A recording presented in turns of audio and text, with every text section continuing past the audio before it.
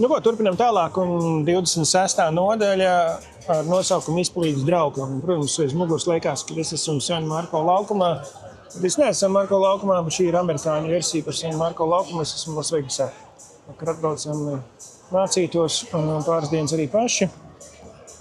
Un vienā no viesnīcām, kas ir Lasvegasā, Venetian, ir arī uztaisīti šādas te kanāli un imitācija par viņu versiju par šo te itāļu vairākām populārām vietām. Man kā vīrietim ir netipiska prasme. Es māku iepirkties. Un internet dziļumos atrast pērles, kas pēc tam izdēļo mūsu Liepājas biroju vai arī īstermiņa īres īpašumus. Savukārt, mans draugs Ulds Kozlovskis, viņam pieder labs uzņēmums Windows Baltica, iesaku pagūglē. Viņš vitinās Rīgā. Un ļoti bieži man palīdz ar Facebook Marketplace vai SSLV sludinājumos atrast to dārgumu savāšanu. Tad es kaut ko atrodu, viņam SSA vai Facebook Marketplace, un Ulds man palīdz to savākt. Un pats piesakās, piebrauc un savāc, kāpēc Ulds tā dara. Pirmkārt, tāpēc, ka viņš ir labs draugs, un otrkārt, tāpēc, ka viņš ar to nopelna 1000 eiro. Un vienkārši nav slikti savākt mans no lankas. Nē. Jo redz, kas ir? Kur ir manta, tur ir adrese. Kur ir adrese, tur ir māja. Kur ir māja, tur ir durvis un logi, un tur savukārt iespējami iekštelpa vai kapitālie remonti. Jo tā jau arī ir. Mājas arī ik brīdim ir kaut kas jāuzlabo. Un šādi darbi, tie kapitālie, visu logi, durvis, jumti, ir Ulda vadītā uzņēmuma Windows Baltica specializācija.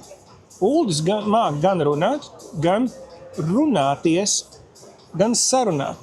Aptuveni 6 no 7 no kādām 10 reizēm, kad kaut ko viņam jāsavāc, viņam ir kāds skāpis vai kāda veca mēbelīte. Kaut kur 6-7 no 10 reizēm Uldim sanāk draudzīga saruna par to sludinājumu autoru, un sarunas laikā viņš neviļas pieskaras logu, durvju un remontu pasaulē.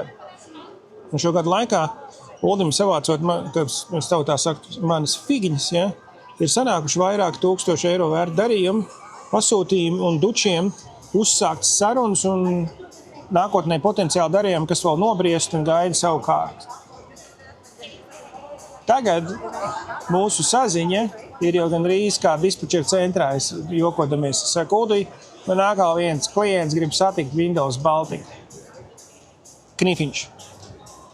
Visas sarunas nebūs līdz sirds dziļumiem. Būs indivīdi, kur vienkārši grib atdot mantu un prom.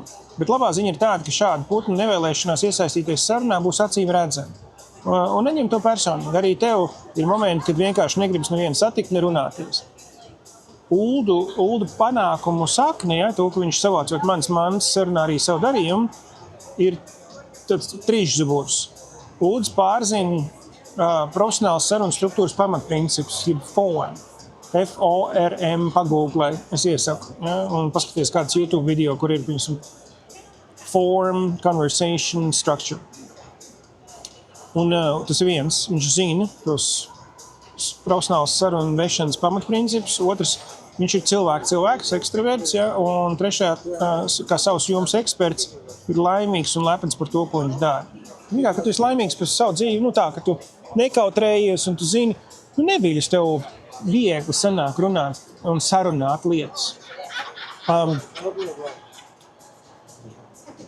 Un tas ir tas, ko mācīs. Un izmanto šādas te iespējas. Un liekas, kā sadzīviska nianse, bet tāpat laikā tas ir arī kaut kas tāds, kas ļoti labi palīdz tavam biznesam. Protams, tas nav visiem biznesiem, bet lielākai daļai arī caur šādām sadzīviskām situācijām, kā piemēram palīdzēt draugam aizbraukt savākt kaut ko. Entākie cilvēki nekad, kas arī pārstāvēt logus, durvis, remontus, jau kaut ko, vienkārši aizbraukt savākt un braukt prom. Tāpēc, kad Uldis māca sarunāties un māca veidot sarunu, bieži vien no tās sarunas arī izveidojās kaut kāda informācija, un no tās informācijas tad jau var sanākt darījums. Ejam daram un tiekamies nākamajā nodaļā, 27. nodaļa Kainiņi no blakus ielas.